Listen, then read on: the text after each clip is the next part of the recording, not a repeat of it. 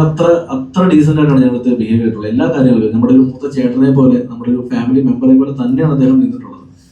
അദ്ദേഹത്തിന്റെ ഫാമിലിയായിട്ടും നല്ല ബന്ധമാണ് ഞങ്ങളുടെ ഫാമിലിയായിട്ട് അദ്ദേഹത്തിന് നല്ല ബന്ധം, അങ്ങോട്ടും ഇങ്ങോട്ടും ഒക്കെ വരുന്ന ആളായിരുന്നു. അപ്പോൾ ഈ ഇതിന് പൈസ ഇല്ല എന്ന് പറയുമ്പോൾ എൻ്റെ ഒരു സുഹൃത്ത് ചെന്നൈയിലുണ്ട്, മനോജ് എന്ന് പറഞ്ഞിട്ട്. അപ്പോൾ അദ്ദേഹം അത്യാവശ്യം സിനിമയായിട്ടും ഒക്കെ നല്ല ബന്ധമുള്ള ആളാണ്. അപ്പോൾ മനോജ് ചേട്ടനോട് സംസാരിച്ചു. മനോജ് ചേട്ടനാണ് ചെന്നൈയിലെ ഒരു വലിയ പ്രൊഡക്ഷനിൽ ഈ പ്രോജക്റ്റ് നമുക്ക് സംസാരിക്കാം, അവരെ കൂടെ കോ പ്രൊഡക്ഷനിൽ കൊണ്ടുവന്നാൽ ഈ സിനിമ കുറച്ചും കൂടെ ഈസി ആയിട്ട് നടക്കും എന്ന് പറയുമ്പോൾ മുരളിച്ചേട്ടൻ അതിന് ഓക്കെ പറയുകയും ഞാനും വിഷ്ണുവും മുരളിച്ചേട്ടനും ചെന്നൈയിൽ പോവുകയും ആ ടീമിനെ കാണുകയും അവര് ഈ സിനിമ ഞങ്ങൾ കോ പ്രൊഡക്ഷൻ ചെയ്യാൻ തയ്യാറാണെന്ന് പറയുകയും അന്ന് പറഞ്ഞ ബഡ്ജറ്റിന്റെ പകുതി പൈസ അവർ ഇൻവെസ്റ്റ് ചെയ്യാൻ തയ്യാറായി. 6 കോടി രൂപയാണെന്ന് അവർ ഇൻവെസ്റ്റ് ചെയ്യാൻ തയ്യാറാവുന്നത്. അപ്പം അവരോട് ആ സമയത്തും അദ്ദേഹം പറഞ്ഞൊരു വാചകമുണ്ട്, എനിക്ക് ഈ 6 കോടി രൂപയും വേണ്ടി വരില്ല, എൻ്റെ പൈസ വരും എന്ന് പറയുമ്പോൾ അവർ അത്രയും ഓക്കെയാണ്. അവർ മാളിയപ്പുറം ടീമിനോടും ഇതിന്റെ കച്ചവടം ഇത്രയാവും എന്ന് പറഞ്ഞ് അവർ ഓക്കെയാണ്. അങ്ങനെ ഞങ്ങൾ തിരിച്ച് കൊച്ചിയിലെത്തുമ്പോൾ ഇദ്ദേഹം വിളിച്ച് പറയുകയാണ്, പെട്ടെന്ന് വിളിച്ചിട്ട് അവരോട് 2 കോടി രൂപ ആദ്യം ഇടാൻ പറയുമെന്ന് ചോദിച്ചു. ഈ നിങ്ങൾ എത്ര പേർക്ക് ഈ കോ പ്രൊഡക്ഷൻ്റെ ഡീലർ എത്ര പേർക്ക് അറിയുമെന്ന് എനിക്കറിയില്ല. നമ്മളൊരു പ്രൊഡ്യൂസർ എന്ന് പറയുകയാണെങ്കിൽ നിങ്ങൾ എൻ്റെ പടത്തിന് കോ പ്രൊഡ്യൂസർ ആവണം എന്ന് പറയുമ്പോൾ ആ കോ പ്രൊഡ്യൂസ് ചെയ്യാൻ പറ്റുന്ന കമ്പനിക്ക് മിനിമം ഇദ്ദേഹത്തിൻ്റെ കുറച്ച് പൈസ ഉണ്ടാവും എന്നൊരു തോന്നലുണ്ട്. അപ്പോൾ അവരോട് ഞങ്ങൾ വിളിച്ചിട്ട് 2 കോടി ആദ്യം ഇടാൻ പറ്റുമെന്ന് വെച്ചപ്പോൾ അവർ ആദ്യം നോ പറഞ്ഞു. പിന്നീട് ഇതേ മനോജ് ചേട്ടനും ഇവർ സംസാരിച്ചിട്ട് അവരതിന് ബില്ലിങ് ആവുകയും 2 കോടി അവർ തരികയും ദുബായിലുള്ള പ്ലോട്ട് പിക്ചേഴ്സ് എന്ന് പറയുന്ന ഓവർസീസ് കമ്പനിയായിട്ട് സംസാരിച്ചിട്ട് വിഷ്ണു സുഹൃത്തോടെയാണ് അത് സംസാരിക്കുന്നത്. 2 കോടി ആദ്യം അവർ ഞങ്ങളോട് 2 കോടിയെ ഞങ്ങൾ ഈ പടം എടുക്കാം എന്ന് പറയുകയും 1 കോടി രൂപ ഷൂട്ടിന് മുന്നേ അഡ്വാൻസ് ആയിട്ട് അദ്ദേഹത്തിന്റെ അക്കൗണ്ടിലേക്ക് അയക്കുകയും ചെയ്തു. ഈ പറഞ്ഞ തിങ് സ്റ്റുഡിയോസിന്റെ 2 കോടി വന്നതിന് അദ്ദേഹത്തിന്റെ അക്കൗണ്ടിലേക്കാണ്. ഈ പറഞ്ഞ പ്ലോട്ട് പിക്ചേഴ്സിന്റെ 1 കോടി രൂപ വന്നതും ആ അക്കൗണ്ടിലേക്കാണ്. മാളിയപ്പുറത്തെ പാട്ടുകളൊക്കെ ഹിറ്റായിരുന്നു. അതുകൊണ്ട് തന്നെ മ്യൂസിക് കമ്പനിയായിട്ട് സംസാരിച്ച്, പാട്ടുകളൊന്നും അപ്പോൾ കംപ്ലീറ്റ് ആയിട്ടില്ല, പക്ഷേ ആ മ്യൂസിക് കമ്പനിയോട് സംസാരിച്ച് 60 ലക്ഷം രൂപയോളം ഈ പടത്തിന്റെ മ്യൂസിക് റൈറ്റ്സ് ഓക്കെ പറഞ്ഞിട്ട് ഈ പടത്തിന് ഞങ്ങളിന്ന് ഹെൽപ്പ് ചെയ്യണം എന്ന് പറഞ്ഞ് 50 ലക്ഷം രൂപ മ്യൂസിക് റൈറ്റ്സിൽ നിന്ന് ഷൂട്ടിന് മുന്നേ ഞങ്ങൾ വാങ്ങിച്ചു കൊടുക്കുകയുണ്ടായി. ആ സിനിമയുടെ പൂജ പാലക്കാട് നടന്നപ്പോൾ നിങ്ങൾ പല മീഡിയാസും വന്നിട്ടുണ്ട്. അതിന്റെ വീഡിയോസ് ഇപ്പോഴും സോഷ്യൽ മീഡിയയിലൊക്കെ ഉണ്ട്. ആ വീഡിയോയിലും അതിൽ അന്ന് വിട്ട പോസ്റ്ററിലും നോക്കിയാൽ അറിയാം, ഞാൻ ഈ പറയുന്ന തമിഴ് പ്രൊഡക്ഷൻ കമ്പനിയുടെ ഇൻ അസോസിയേഷനിലാണ് ആ പോസ്റ്റേഴ്സ്. അവിടെ 2 പ്രൊഡക്ഷൻ കമ്പനി ഉണ്ട്, 2 പ്രൊഡ്യൂസേഴ്സ് ഉണ്ട്. മുരളിച്ചേട്ടൻ മാത്രമല്ല, രണ്ടാമത്തെ ഒരു പ്രൊഡക്ഷൻ കമ്പനി ഉണ്ട്. അന്ന് ആ വേദിയിൽ ഞങ്ങൾ സംസാരിച്ചപ്പോൾ മീഡിയക്കാരുടെ മുന്നിൽ ഞാൻ പറഞ്ഞ വീഡിയോ ഇന്നും സോഷ്യൽ മീഡിയയിലുണ്ട്. ഇതൊരു വലിയ സിനിമയാണ്, പറഞ്ഞ ബഡ്ജറ്റിൽ തീരുമെന്ന് പോലും അറിയില്ല, 90 ദിവസത്തിനടുത്ത് ഷൂട്ട് വരുന്നൊരു സിനിമ, ഏകദേശം 15 കോടിക്ക് 20 കോടിക്ക് അകത്ത് ആവാം എന്ന് ഞാൻ പറഞ്ഞൊരു സ്റ്റേറ്റ്മെന്റ് ഉണ്ട് അവിടെ. ഈ സിനിമയുടെ ഈ പറയുന്ന ചെന്നൈയിലുള്ള പ്രൊഡക്ഷൻ ഹൗസിന് കൊടുത്തേക്കുന്ന ബഡ്ജറ്റിന്റെ കോപ്പി ഞങ്ങളുടെ കയ്യിലുണ്ട്, മുരളിച്ചേട്ടൻ കൊടുത്തിരിക്കുന്നത്. ഈ കൊടുത്തിരിക്കുന്ന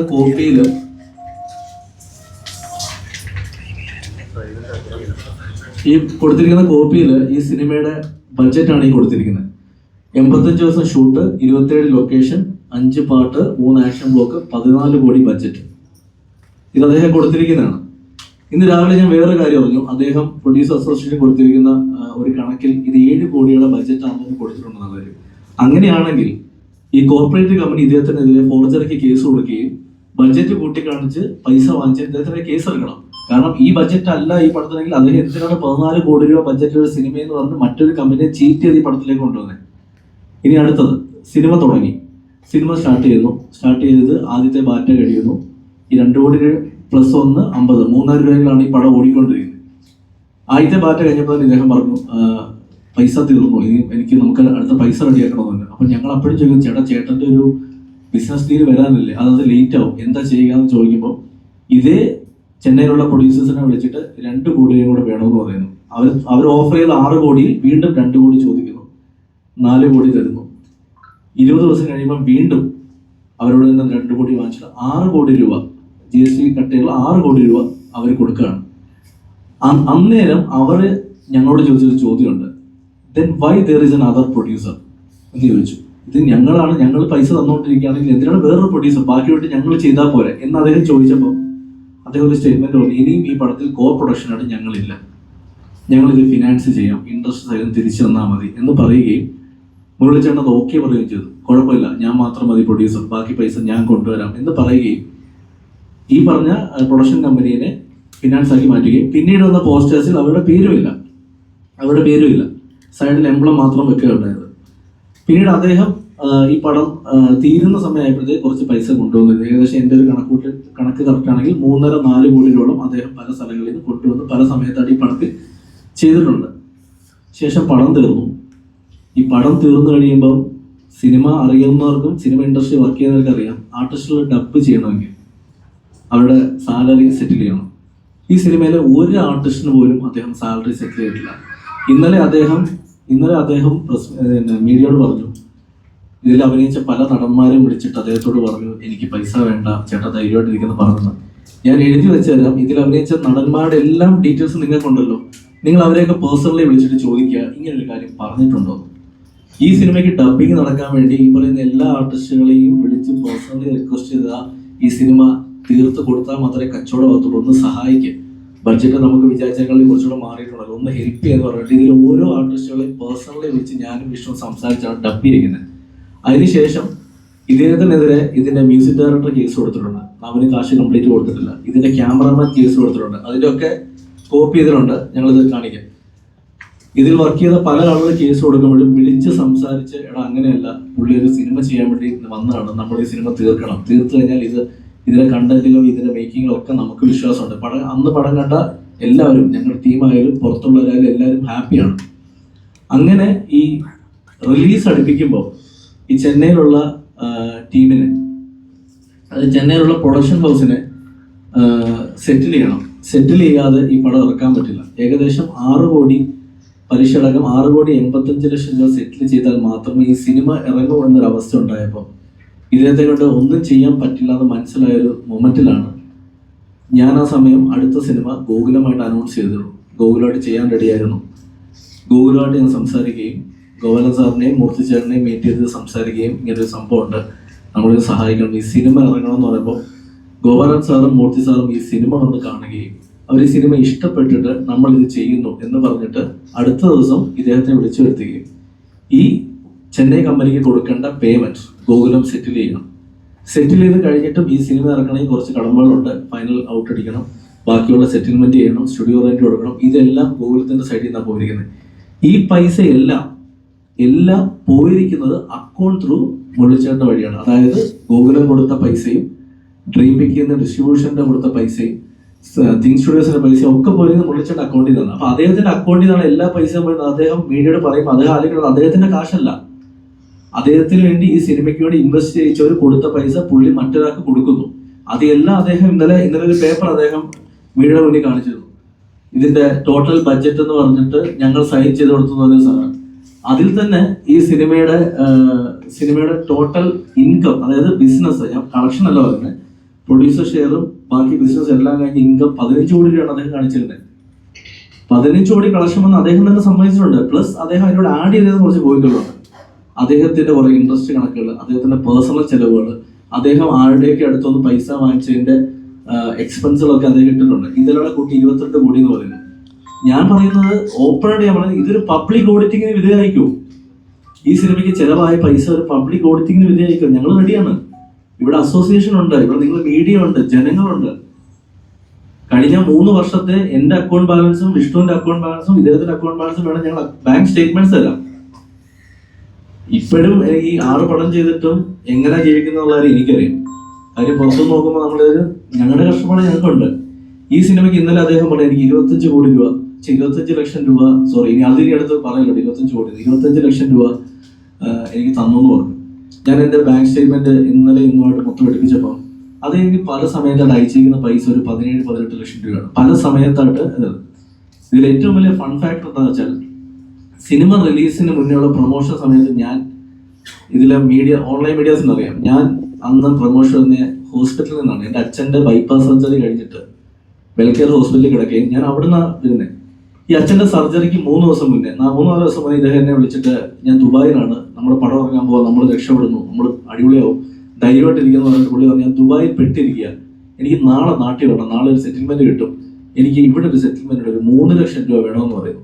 ഈ 3 ലക്ഷം രൂപ വേണമെന്ന് പറയുമ്പോൾ നിങ്ങൾ ആലോചിച്ചോളാം, ഞാൻ അച്ഛൻ്റെ സർജറിക്ക് പൈസ എനിക്ക് കളക്ട് ചെയ്ത് വെച്ചിരിക്കുകയാണ്. അപ്പൊ ഞാൻ പറഞ്ഞു ചേട്ടാ എൻ്റെ കയ്യിൽ പൈസ കുറവാണ്, കാരണം മറ്റന്നാൾ സർജറിയാണ്, അല്ല നാളെ ഞാൻ എത്തും, ഒരു ടെൻഷനും വേണ്ട, അച്ഛൻ്റെ സർജറിക്കുള്ള പൈസ ബാക്കി ഞാൻ തന്നോളാം എന്ന് പറഞ്ഞിട്ട് ഞാൻ അദ്ദേഹത്തിന് 3 ലക്ഷം രൂപ ട്രാൻസ്ഫർ ചെയ്ത് കൊടുത്തു.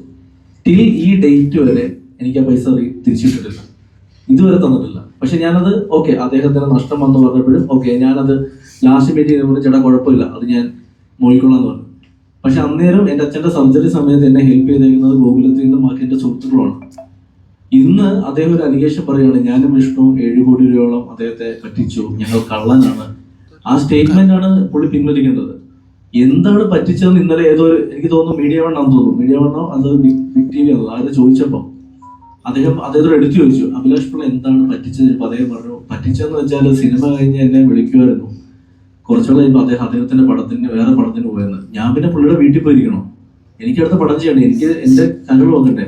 ഇനിയും അടുത്ത കാര്യം, സുമതി വളവെന്നൊരു സിനിമ ഓക്കെ, ലാഭവും നഷ്ടവും അവിടെ നിൽക്കട്ടെ, നഷ്ടമാണെന്ന് വെച്ചു.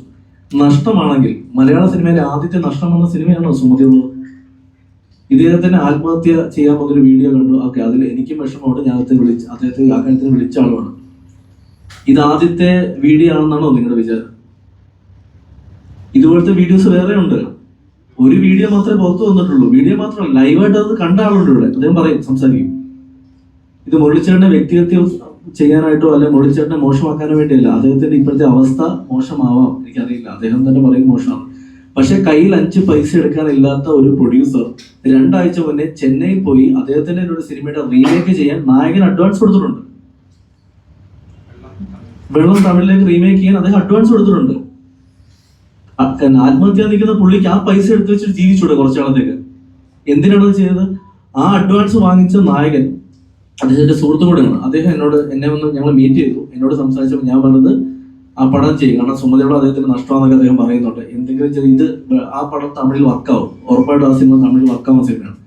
ആ സിനിമ ചെയ്ത് ഒന്ന് സെറ്റ് ആവും. അപ്പം എൻ്റെ അടുത്ത് അദ്ദേഹം പറഞ്ഞു, ബാക്കി പൈസ ആയിട്ടില്ലെന്ന് തോന്നുന്നു പറഞ്ഞു.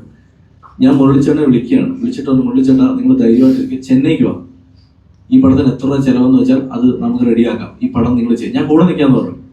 അതിനുശേഷം ഈ വീഡിയോ വരുന്നതിന്റെ ഒരു 3 ദിവസം മുന്നേ ഇദ്ദേഹത്തിന് ഞാൻ വിളിക്കുകയും ഇദ്ദേഹത്തിന്റെ കൂടെ ജോലി ചെയ്യുന്ന ഒരാളുണ്ട്, ഇതെല്ലാം കോർഡിനേറ്റ് ചെയ്യുന്ന അവരാണ്. സുമതി വളവ് 2 ചെയ്യാൻ വേണ്ടി അന്ന് തൊട്ട് ചോദിക്കുകയാണ്. ഓക്കെ, സുമതി 2 ഞാൻ പറഞ്ഞു, ചേട്ടാ അതിന് നമുക്ക് ചെയ്യാം, ചേട്ടാ ധൈര്യമായിട്ട് നമുക്ക് ഫണ്ടുകൾ ചെയ്യാം. സുമതി വളവ് 2 ഒരു കച്ചവട വാല്യൂ ഉണ്ട്. അത് ചെന്നൈയിലെ ഒരു പ്രൊഡക്ഷൻ കമ്പനി എൻ്റെ അടുത്ത് ചോദിക്കുകയും അതിന്റെ IP അടക്കം വാങ്ങിക്കാൻ തയ്യാറാവുമെന്ന് പറഞ്ഞപ്പോൾ ഞാൻ ഇദ്ദേഹത്തെ വിളിച്ചോണ്ട്, ചേട്ടാ ധൈര്യമായിട്ടിരിക്കുക, ചേട്ടനെ കൂടെ ഇന്നായിക്കൊണ്ട് ഈ പടം ചെയ്യാം, ചേട്ടന് ഒരു പ്രോഫിറ്റ് ഷെയർ കിട്ടും എന്ന് പറയുമ്പോൾ അദ്ദേഹം ചെയ്യാൻ തയ്യാറായിരുന്നു. പക്ഷെ ഒറ്റ രാത്രിയോടെ ഇത് മാറി മാറുന്നത് എന്ത് അത്ഭുതത്തിന്റെ പുറത്താന്നുള്ള കാര്യം ഇതിന് പിന്നീട് ഇതിന്റെ സെക്കൻഡ് സ്റ്റേജ് ഞാൻ സംസാരിക്കാം. അത് എവിടെ നിന്ന് വന്നുള്ള ഇതാണെന്നുള്ളത് ഞാൻ പറയാം. അപ്പം ഇദ്ദേഹം കുറച്ച് മുന്നേ പറഞ്ഞ വിഷ്ണുവിന് സംവിധാനം അലിഗേഷൻസ് ആണ്. വിഷ്ണുവിന് സംവിധാനം അറിയില്ല, അത് പുള്ളി പിന്നീട് അറിയുന്നു. വിഷ്ണുവിന്റെ മാളികപ്പുറം സംവിധാനം ചെയ്ത ഉണ്ണി എന്ന് പറയുന്നു. ഞാൻ ചോദിക്കുന്നത്, സംവിധാനം അറിയാത്തൊരു സംവിധായകനാണെന്ന് അറിഞ്ഞിട്ടും അദ്ദേഹം എന്തിനാണ് സുമതി വളവ് 2 ചെയ്യാൻ തയ്യാറായത്? അദ്ദേഹം അനൗൺസ് ചെയ്തിട്ടുണ്ട്. അദ്ദേഹം അതിനുശേഷം വിഷ്ണുവിനെ കണ്ടിട്ടില്ല, വിഷ്ണു വിളിച്ചിട്ടില്ല എന്ന് പറയുന്നു. അദ്ദേഹത്തിന് അതിനുശേഷം എത്രയോ തവണ ഹയാത്തിൽ ഞങ്ങൾ കണ്ടിട്ടുണ്ട്. ഇത്രയും പൈസ ഇല്ലാത്ത ഒരാള് ഹയാത്തിനെ താമസിക്കും. അദ്ദേഹത്തിന്റെ ലൈഫ് സ്റ്റൈൽ വേറെയാണ്. നിങ്ങൾക്ക് അദ്ദേഹത്തെ പറ്റി വ്യക്തിപരമായി എത്ര ഇപ്പൊ എനിക്കറിയാം. വെള്ളം സിനിമ നഷ്ടം വന്ന സിനിമയാണ്. അതിന്റെ യഥാർത്ഥ പ്രൊഡ്യൂസേഴ്സ് ജീവിച്ചിരിപ്പുണ്ട്. അവര് വേണമെങ്കിൽ പ്രസ് മീറ്റിന്, ഇനി അടുത്ത പ്രസ് മീറ്റിന് വേണമെങ്കിൽ അവര് വരാന്ന് പറയുന്നുണ്ട്. നദികളിൽ സുന്ദരി യമുന ആരാണ് പ്രൊഡ്യൂസർ? അതിന്റെ പ്രൊഡ്യൂസേഴ്സ് ജീവിച്ചിരിപ്പുണ്ട്. ഇപ്പൊ ഞാൻ പറയുന്നു, ഈ സുമതി വളവിന്റെ പ്രൊഡ്യൂസർ പുള്ളി മാത്രമല്ല, ഒരിക്കലും ഞാൻ പറയും പുള്ളി മാത്രമല്ല. നദികളിൽ സുമതി വളവിന്റെ പ്രൊഡക്ഷൻ പേജ് നോക്കിയാൽ മതി, പ്രൊഡക്ഷൻ പേജിൽ വേറെ പേരുണ്ട്. അദ്ദേഹത്തിന് 7 കോടി നഷ്ടം വന്നു പറയുന്നു. ഓക്കെ, 7 കോടി നഷ്ടം വന്ന് അദ്ദേഹം തെളിയിക്കട്ടെ. ഇത് വായിക്കൊണ്ട് പറയലല്ല. ഇവിടെ ഒരു അസോസിയേഷൻ ഉണ്ട്, ഇവിടെ ഒരു ഓഡിറ്റിംഗ് ചെയ്യാൻ ആളുകളുണ്ട്. ആ സിനിമയുടെ ചെലവുകൾ ചെയ്യട്ടെ, പറയട്ടെ. പിന്നെ ഒരു സിനിമയുടെ കണക്ക് പറയേണ്ട മറ്റൊരാളുടെ പ്രൊഡക്ഷൻ കൺട്രോളാണ്. ഇനി പ്രസ് മീറ്റിൽ അദ്ദേഹം ഇല്ല, അദ്ദേഹം വരുമെന്ന് പറയുന്നത് ലാസ്റ്റ് മൊമെന്റ് അദ്ദേഹം വന്നിട്ടില്ല. ഇനി ഈ സിനിമ സംഭവിച്ചതിന്റെ മറ്റൊരു കാര്യം, ഈ സിനിമ ചെയ്യാൻ തീരുമാനിച്ചപ്പോൾ ഞങ്ങളുടെ തന്നെ സുഹൃത്തായ മറ്റൊരു കൺട്രോളറുണ്ട്, നിങ്ങൾക്കറിയാം, സുനിൽ സിംഗ് എന്ന് പറയുന്ന പ്രൊഡക്ഷൻ കൺട്രോളർ. അദ്ദേഹത്തെ വെച്ച് ഞങ്ങൾ ഈ പടത്തിന്റെ ബഡ്ജറ്റ് ഇടിച്ചത്. ഇപ്പോഴും അദ്ദേഹം അയച്ച ബഡ്ജറ്റ് ഞങ്ങളിലുണ്ട്. അന്ന് അദ്ദേഹം അയച്ച ബഡ്ജറ്റ് 13 കോടി രൂപയാണ് ഈ പടത്തിന്റെ ബഡ്ജറ്റ്. ആ 13 കോടി കണ്ടിട്ട് ഇദ്ദേഹം പറഞ്ഞു, ഇല്ല പുള്ളി ശരിയല്ല, അതായത് പുള്ളിയെ മാറ്റം. ഞങ്ങൾ അറിയാതെ പുള്ളി മറ്റൊരു കൺട്രോളറെ കൊണ്ടുവന്ന് ബഡ്ജറ്റ് ഇട്ടു. അപ്പോൾ അവർ 11 കോടിക്ക് തീർത്തരാൻ പറ്റുന്നു. അന്നും ഞാൻ ആ കൺട്രോളർ പറഞ്ഞു, നിങ്ങൾ വർക്ക് കിട്ടാൻ വേണ്ടി വെറുതെ പറയരുത്, നാളെ ഈ സിനിമ എങ്ങാനും ബഡ്ജറ്റ് കയറിയാൽ ഇത് പ്രശ്നമാവും എന്ന് പറയുമ്പോൾ, ഇല്ല ഉറപ്പായിട്ട് നമുക്ക് തീർക്കാന്ന് പറഞ്ഞു. അന്ന് ഞങ്ങൾ പ്ലാൻ ചെയ്യുന്ന ആർട്ടിസ്റ്റുകളിൽ നിന്നും പിന്നീട് ആർട്ടിസ്റ്റുകളെ മാറുന്നു. ഇദ്ദേഹത്തിന്റെ താല്പര്യപ്രകാരം മറ്റ് 1-2 ആർട്ടിസ്റ്റുകളെ ഞങ്ങൾ മാറ്റിയപ്പോൾ പോലും ബഡ്ജറ്റ് മാറ്റം വന്നു. കുറച്ചും കൂടെ വലിയ ആർട്ടിസ്റ്റ് വേണം ആ കഥാപാത്രത്തിൽ എന്ന് പറയുകയും അങ്ങനെ ആർട്ടിസ്റ്റ് വരുമ്പോൾ അതും ബഡ്ജറ്റ് മാറി. ഇങ്ങനൊരു കൂട്ടായ്മ ചെയ്തൊരു സിനിമ അദ്ദേഹം പറയുന്നത് അദ്ദേഹത്തിന് നഷ്ടം വന്നാൽ അത് നികത്താൻ വേറെ എന്താ അടുത്ത വഴി എന്നുള്ളത് പുള്ളി സംസാരിക്കാൻ വേണ്ടത്. അല്ലാതെ ഒരു ആത്മഹത്യാ വീഡിയോ ഇടുന്നു. ആ ആത്മഹത്യാ വീഡിയോ വന്ന രാത്രിയിൽ ആ വീഡിയോ പുള്ളിക്ക് പരിചയമുള്ള ആരോ കാണുകയും അത് പുള്ളി ഇൻസ്റ്റയിൽ 5 മിനിറ്റ് ഡിലീറ്റ് ചെയ്തു. ത്രെഡിലാണ് കിടന്നെന്ന് പറയുന്നു. ത്രെഡിൽ നിന്ന് സ്ക്രീൻ റെക്കോർഡ് ചെയ്ത് ആർക്കും അയച്ചിട്ട് പുള്ളിയുടെ വീട്ടിൽ പോയി നോക്കാൻ പറയുന്നു. പോലീസ് സ്റ്റേഷനിൽ പറയുന്നു. രാത്രി വീട്ടിൽ ചെന്ന് പുള്ളി സുഖമായി കിടന്ന് ഉറങ്ങുമായിരുന്നു. പുള്ളി ഒരിക്കലും ആത്മഹത്യ നിൽക്കല്ലായിരുന്നു. പുള്ളിക്കൊരു സ്ഥിരം ഇങ്ങനെ ഒരു പ്രശ്നമുണ്ട്. പുള്ളി ഒരുപക്ഷെ പുള്ളിയുടെ വിഡ്രോവൽ സിംറ്റത്തിന്റെ ആവാം, ലൈഫിന്റെ പ്രശ്നത്തിലാവാം, അതൊക്കെ അത് വാട്ടർ വ്യക്തിസ്, അത് അദ്ദേഹത്തിന്റെ പ്രശ്ന കാര്യം.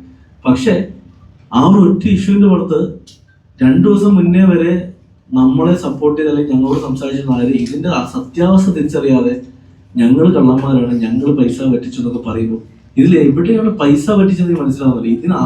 ഓക്കെ, ഇദ്ദേഹത്തിന് 7 കോടി രൂപ പോയി, 7 കോടി രൂപ 3.5 എനിക്ക് 3.5 വിഷ്ണുവിന് എടുത്തു എന്ന് പറഞ്ഞാൽ ഓക്കെ, ഞങ്ങൾ സമ്മതിക്കാം. അദ്ദേഹം തന്നെ പറയുന്നു അദ്ദേഹം ഞങ്ങൾ പൈസ ഞങ്ങൾക്ക് തന്നതല്ല. പുള്ളി ഇന്നലെ പറയും എനിക്ക് 25 ലക്ഷം തന്നു. വിഷ്ണു എത്ര കൊടുത്ത് ഇതുവരെ പറഞ്ഞിട്ടില്ല. എത്ര കിട്ടിയെന്ന് വിഷ്ണുവോട് പുള്ളി ഇതുവരെ പറഞ്ഞിട്ടില്ല. അപ്പൊ ഞങ്ങൾ ഇതിനെ മാളികപ്പുറം കഴിഞ്ഞിട്ട് ഞങ്ങൾ വെച്ചൊരു പണം ചെയ്യുമ്പോൾ അത് റിസ്ക് എടുക്കാനല്ലേ ഒരു പ്രൊഡ്യൂസർ വരുന്നത്. ഇത് ഞാൻ പറയും, ഇത് ഞാനോ വിഷ്ണു മാത്രമല്ല, ഇവിടുത്തെ എത്രയോ റൈറ്റേഴ്സിന് എത്രയോ ഡയറക്ടേഴ്സിന് അവർക്ക് സിനിമയുടെ പ്രതിഫലം ഇപ്പോഴും കിട്ടാറുണ്ട്. ഈ സിനിമ ലാഭമായാൽ ഇതൊന്നും ഞങ്ങൾക്കല്ലല്ലോ. ഈ സിനിമ പുള്ളി ആദ്യം തൊട്ട് ചോദിക്കുന്ന ഒരു ചോദ്യമുണ്ട്. അതായത് മാളികപ്പുറം 100 കോടിയല്ലേ, അപ്പം ഈ പടം 100 കോടി കിട്ടില്ലേ എന്ന് പറയുമ്പോൾ സ്വാഭാവികമായിട്ട് ഞങ്ങൾ എന്താ പറയുന്നത്, ചേട്ടാ പടം ഓടും, വിജയിക്കും, നമ്മുടെ കോൺഫിഡൻസാ പറയുന്നത്. പുള്ളി അതാണ് ഹൈലൈറ്റ് ചെയ്യുന്നത്. പുള്ളിയുടെ വിഷമം പുള്ളിക്ക് ഈ പടത്തിന് 100 കോടി വന്നില്ല എന്നുള്ളതാണ്. 100 കോടി എല്ലാ പടം 100 കോടി അടിക്കാനുള്ള കഴിവുണ്ടായിരുന്നെങ്കിൽ ഇവിടെ എല്ലാ സിനിമയും അടിക്കില്ലേ. 3-ാം ദിവസം ഞങ്ങളും എടുത്തില്ലേ 100 കോടി കളക്ഷൻ കിട്ടിയെന്ന് പറഞ്ഞിട്ട് ഞങ്ങളും എടുത്തില്ല എല്ലാ പടത്തിലും. അങ്ങനെ എല്ലാ സിനിമയ്ക്കും സംഭവിക്കില്ല. ഒരു വർഷം മലയാളത്തിൽ തന്നെ എത്ര സിനിമകൾ വിജയിക്കുന്നുണ്ട്. ഇവിടുത്തെ പ്രൊഡ്യൂസർ അസോസിയേഷൻ ഈ കണക്കുകൾ കൃത്യമായി പുറത്തു വിട്ടപ്പോൾ അതിനെ പേടിച്ച് കുറെ പേര് എതിർത്തു. ഞാൻ പറയുന്നത് അത് കറക്റ്റ് കാര്യമായിരുന്നു. പണത്തിന്റെ ഒരു കണക്ക് പുറത്തു വിടേണ്ടതാണ്. കാരണം അങ്ങനെ വരുമ്പോൾ ഇതുപോലത്തെ പ്രശ്നങ്ങൾ ഉണ്ടാവില്ല. ഇത് ഒരു സിനിമ വിജയിക്കുന്നു, അതിന്റെ സംവിധായകനെ, എഴുത്തുകാരനെയും അതിന്റെ ടെക്നീഷ്യനെ, ആർട്ടിസ്റ്റിനെ വിളിച്ചു വരുത്തി ഒരു പ്രൊജക്ട് സെറ്റ് ചെയ്യുന്നു. ഇതിന്റെ പേരിൽ കാശ് എടുക്കുന്നു. നാളെ ഈ പൈസ തിരിച്ചു കൊടുക്കാൻ ഇല്ലാതാവുമ്പോൾ ഉണ്ടാകുന്ന ഒരു മാനസികാവസ്ഥയിൽ വർക്ക് ചെയ്തവരൊക്കെ മോശം പറയുക. ഞങ്ങൾ ഇതേ ഇൻഡസ്ട്രി ഇനിയും വർക്ക് ചെയ്യേണ്ടവരാണ്. ഇനിയും സിനിമകൾ ചെയ്യാൻ വേണ്ടി വേറെ ഉള്ള ജോലി കളഞ്ഞിട്ടാണ് ഇവിടേക്ക് വരുന്നത്. അങ്ങനെ ഒരു അവസ്ഥയിൽ കഴിഞ്ഞ 2 ദിവസമായിട്ട് അനുഭവിക്കുന്ന ഒരു മാനസികാവസ്ഥയുണ്ട്. എനിക്ക് ഏറ്റവും വലിയ ഇതെന്താ വെച്ചാൽ, ഒരുപക്ഷെ ഇവരെ 2 പേരെക്കാളും കൂടുതൽ സോഷ്യൽ മീഡിയയിൽ കുറച്ചുകൂടെ ആക്റ്റീവായി ഞാൻ നിൽക്കുന്നതുകൊണ്ടാവാം എനിക്കുള്ള ചീത്തവിളി ഇത്തിരി കൂടുതലാണ്. ഞാനത് പ്രിന്റ് എടുത്തിട്ടുണ്ട്, നിങ്ങളുടെ മുന്നിൽ തന്നെ ഞാൻ കാണിക്കാം. അതിൽ PR എന്താന്നുള്ള കൃത്യമായിട്ട് എനിക്ക് മനസ്സിലായത് ഇന്നലെയാണ്. ഞാനത് കൃത്യമായിട്ട് ആ പേരടക്കം ഞാൻ ഇവിടെ പറയാം. അതിന് പല കാരണം കാണും. ഞാൻ മുന്നേ സിനിമയുടെ ഒരു പൊളിറ്റിക്കൽ സട്ടയർ കാണും. ആ പൊളിറ്റിക്കൽ അന്നോട്ട് എനിക്കറിയാം, അന്നോട്ട് എന്ത് പോസ്റ്റ് ഇട്ടാലും താഴെ വരുന്ന കമന്റുകൾ എനിക്കറിയാം. പക്ഷെ അതൊക്കെ ഒരു പരിധി ഉണ്ടായിരുന്നു. പക്ഷെ ഇത് ഒരു 1 സൈഡ് സ്റ്റോറി മാത്രം കേട്ടിട്ട് നമ്മളെ ആ രീതിയിൽ അറ്റാക്ക് ചെയ്യുക, നമ്മുടെ ഫോട്ടോസ് യൂസ് ചെയ്ത് ഇവിടുത്തെ മുഖ്യധാര മാധ്യമങ്ങളടക്കം ന്യൂസ് കൊടുക്കുക, ഇത് തെറ്റാണെന്ന് തെളിഞ്ഞു കഴിയുമ്പോൾ ഇതിനെതിരെ ഡീഫോമേഷൻ ഫയൽ ചെയ്താൽ ഞങ്ങൾക്ക് നഷ്ടപ്പെട്ട ഈ ഒരു ആളുകളിൽ നിന്നുള്ള ട്രസ്റ്റ് തിരിച്ചു തരും. ഇതിപ്പോ എന്റെ മാളികപ്പുറത്തിന്റെ സുമതിയുടെ അവസ്ഥ റൈറ്ററിന്റെ ഇത് ഞാൻ പറഞ്ഞാണ് ഈ സിനിമയെ സംഭവിച്ചെങ്കിൽ ഇതാണ്. മുരളിച്ചേട്ടൻ, ഞങ്ങൾ അന്നും പറയുന്നുണ്ട്, മുരളിച്ചേട്ടാ നിങ്ങൾ ഇത് കണക്ക് നമുക്ക് എല്ലാവർക്കും കൂടി ഇരിക്കാം. അദ്ദേഹം കണക്ക് നോക്കാൻ വന്നാലും അദ്ദേഹത്തിന് ചില സമയത്ത് പെട്ടെന്ന് ഈ വെട്ടുവാദം പിടിച്ച ഒരു സ്വഭാവമുണ്ട്. അത് പക്ഷേ ഈ വെള്ളം സിനിമയുടെ കഥ കണ്ടാൽ നിങ്ങൾക്ക് അറിയാം. പക്ഷെ അദ്ദേഹത്തിന് വിട്രോൾ സിൻഡത്തിന്റെ ആവാം, പെട്ടെന്ന് വയലന്റ് ആവും. നമ്മൾ പറയുന്നത് കേൾക്കാൻ നിൽക്കുന്നില്ല, വയലന്റ് ആവും. ഞാൻ എത്ര തവണ കണ്ടു അദ്ദേഹത്തിന്റെ കൂടെയുള്ളവർ പോലും പേടിച്ചു പോകുന്നത്. അപ്പൊ അങ്ങനെ ഒരു അവസ്ഥയിൽ ഇയാളോട് നമ്മൾ കണക്കി വയ്ക്കാതിരിക്കുമ്പോഴത്തേക്ക് പുള്ളി പെട്ടെന്ന് ചാടിത്തുള്ളി ഇറങ്ങിപ്പോവും. അത് തെളിയിക്കണമെന്നുണ്ടെങ്കിൽ ഇവിടുത്തെ പുള്ളി മീറ്റിങ്ങിന് വന്ന അവിടെ സ്ഥലങ്ങളിലെ CCTV ക്യാമറാസ് നോക്കിയാൽ മതി. പുള്ളി ചാടിത്തുള്ളി ഇറങ്ങി പോകുന്നതും വണ്ടിയെ പോയി ബോണറ്റിൽ അടിക്കുന്ന ഒക്കെ വീഡിയോസ് ഉണ്ട്. ഇതിന്റെ ഒരു ബേസിക് പ്രശ്നം, ആദ്യത്തെ സിനിമ ചെയ്യുന്നു നഷ്ടം വരുന്നു, 2ാമത്തെ സിനിമ ചെയ്യുന്നു നഷ്ടം വരുന്നു, 3ാമത്തെ സിനിമ ചെയ്യുന്നു നഷ്ടം വരുന്നു. ഞാൻ മനസ്സിലാക്കുന്നത് 2 സിനിമയിൽ നഷ്ടം വന്ന ഒരാൾക്ക് 3ാം സിനിമ കുറച്ച് വിജിലന്റ് ആവില്ലേ? മിനിമം കോമൺ സെൻസിൽ ഒരു കഥ തിരഞ്ഞെടുത്ത് ഈ പടം ഓടും, ഇത്ര ബഡ്ജറ്റ് എന്ന് പറഞ്ഞ് പുള്ളി ചെയ്യില്ലേ? കൃത്യമായ ഓഡിറ്റിങ് പോലും തരാതെ, കൃത്യമായ ബഡ്ജറ്റ് പോലും തരാതെ ഒരു വീഡിയോ ഇട്ട് പറയുകയാണ് ഞങ്ങൾ പറ്റിച്ചു, ഞങ്ങൾ കള്ളന്മാരാണ്. അത് ഏറ്റെടുക്കാൻ കുറെ മീഡിയാസ്. ഇദ്ദേഹത്തിന്റെ ബാക്കി കാര്യം, അതായത് കഴിഞ്ഞ 2 ദിവസമായിട്ട് നടക്കുന്ന PR-നെ പറ്റിയുള്ള സംസാരം ഞാൻ സംസാരിക്കാം. കൃത്യമായ ആ കാര്യം ഞാൻ പറയാം. വിഷ്ണു സംവിധാനം അറിയില്ല എന്ന് പറഞ്ഞാൽ, പക്ഷെ സംവിധാനം അറിയാത്ത വിഷ്ണു ചെയ്ത ആദ്യത്തെ പടം പ്രൊഡ്യൂസറിന്റെ കണക്ക് പ്രകാരം, അതായത് അതിന്റെ one of the producer Venu Kunnappally എന്ന് പറയുന്ന പ്രൊഡ്യൂസറിന്റെ കണക്ക് പ്രകാരം അദ്ദേഹം പറഞ്ഞ ഇന്റർവ്യൂവിൽ 75 കോടിയാണ് ആ പടത്തിന് കിട്ടിയെന്ന് പറയുന്നത്. അപ്പോൾ 75 കോടി കിട്ടിയ സംവിധാനം അറിയാത്ത സംവിധാനം ചെയ്ത പടവും സുമതി വളവിന്റെ അദ്ദേഹം മുരളി കുന്നമ്പുറത്ത് ഇന്നലെ കാണിച്ചതിൽ 15 കോടി രൂപയോളം പ്രോഫിറ്റ് വന്നപ്പോൾ, means profit in the sense business നടന്ന സിനിമ, തിയേറ്റർ കളക്ഷന്റെ പ്രൊഡ്യൂസർ ഷെയറും എല്ലാം ചേർത്ത് 30 കോടിക്ക് അടുത്തോളം ഗ്രോസ് വന്നൊരു സിനിമയുടെ സംവിധായകനാണ് വിഷ്ണു. അപ്പൊ അദ്ദേഹത്തിന് 2 പടം ചെയ്തിട്ട് അദ്ദേഹത്തിന് സംവിധാനം അറിയില്ല. പിന്നെ അദ്ദേഹം കഴിഞ്ഞ 1 മാസമായിട്ട് കടന്നു പോയിക്കൊണ്ടിരിക്കുന്ന മറ്റൊരു പ്രശ്നം ഇതേ സിനിമയെ സംബന്ധിച്ചുള്ളത്. അപ്പൊ അദ്ദേഹം ഇവിടെ പറയും, അദ്ദേഹം സംസാരിക്കും. അതിനുശേഷം നിങ്ങളോട് കൃത്യമായി ഈ സിനിമയ്ക്കല്ല കഴിഞ്ഞ 2 ദിവസമായിട്ട് ഇപ്പോൾ നടക്കുന്ന PR എന്തിന്റെ പേരിലാണെന്നും ഇതിന്റെ പിന്നിലാരാന്നും കൃത്യമായിട്ട് ഞാൻ സംസാരിക്കാം.